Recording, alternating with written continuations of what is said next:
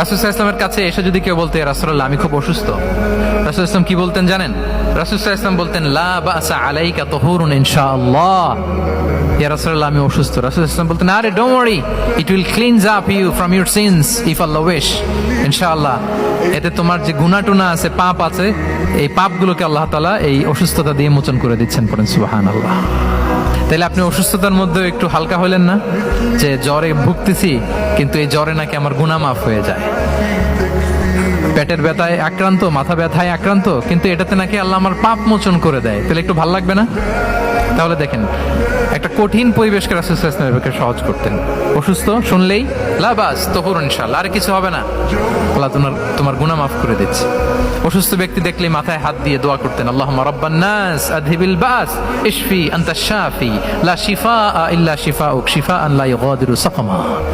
উজ্জীবিত হয়ে যেত অসুস্থ ব্যক্তি।